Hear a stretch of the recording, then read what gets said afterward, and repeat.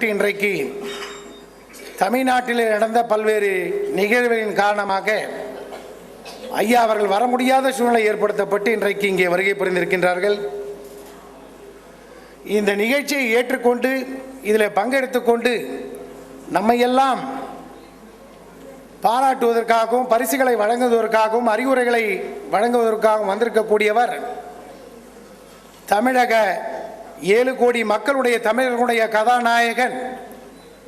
தமிழகத்தினுடைய இத்துணை ஆளுநர்கள் தமிழகம் பார்த்திருந்தாலும் மக்களுடைய ஆளுநராக இருக்கக்கூடியவர். தினந்தோறும் நூற்றுக்கணக்கான நண்பர்களை பல்வேறு துறையில இருந்து சந்திப்பவர். மக்களுக்காகவே பிறந்து மக்களுக்காகவே வாழ்ந்து தான் அரசியல்வாதி என்பதை ஒதுக்கி வைத்துவிட்டு தமிழகத்திலே நல்லாட்சி நடத்துவதற்கு நான் உறுதுணையாக இருப்பேன் என்று சொல்லி வேறு மாநிலங்கள் அவருக்கு கொடுக்கப்பட்டாலும் குறிப்பாக நாங்கள் எல்லாம் அவர் கர்நாடகத்திற்கு வர வேண்டும் என்று விரும்பினோம்.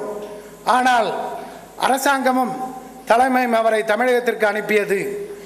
அந்த பெருமை தமிழர்களை இன்றைக்கு தலை தூக்கி நிறுத்தி இருக்கின்றது.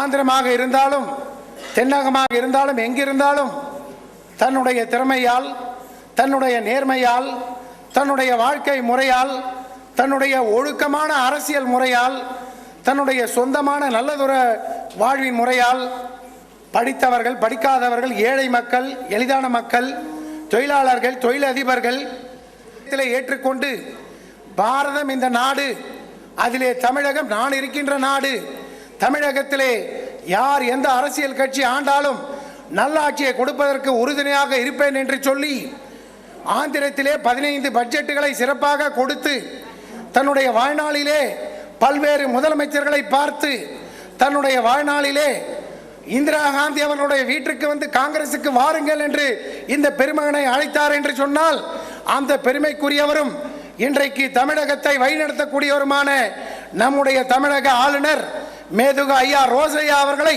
நான் உங்கள் சார்பாக வருக வருக என வரவேற்க கடமைப்பட்டிருக்கின்றேன்.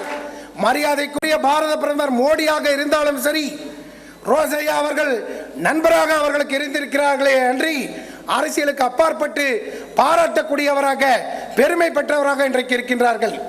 தமிழகத்திலே யாருக்கு என்ன நிகழ்ந்தாலும் அவரிடத்திலே செல்லுகிறார்கள்.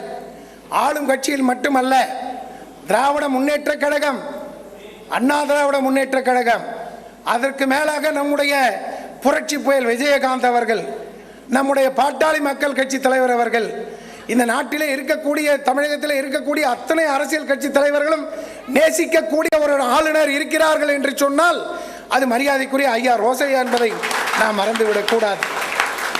நான் இதை பெருமையாக சொல்லவில்லை நண்பர்களே.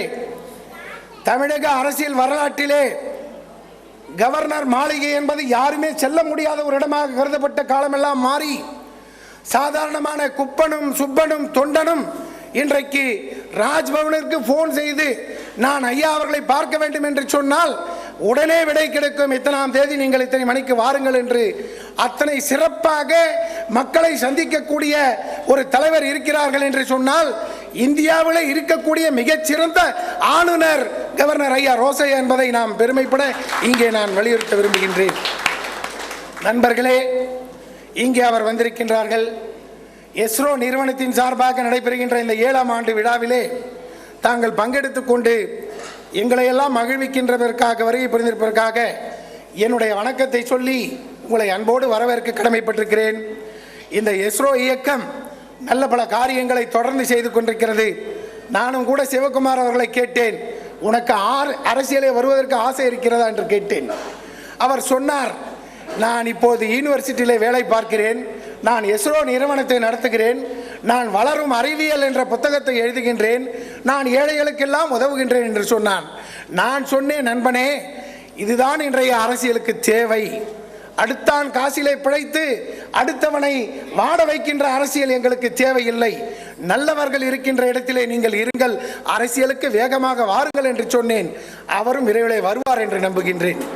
ஆனால் இந்த இடத்திலே அவருக்கு நான் விடுக்கின்ற ஒரே வேண்டுகோள், அவர் அப்படி அரசியலை வருவதற்கு நினைத்தால் தயவு செய்து பாரதிய ஜனதா கட்சிக்கு நீங்கள் வாருங்கள் என்று அவரை அன்போடு அழைக்கின்றேன். இது அரசியல் மேடை அல்ல. ஐயா அவர்களை வைத்துக்கொண்டு நான் அரசியல் பேசக்கூடாது.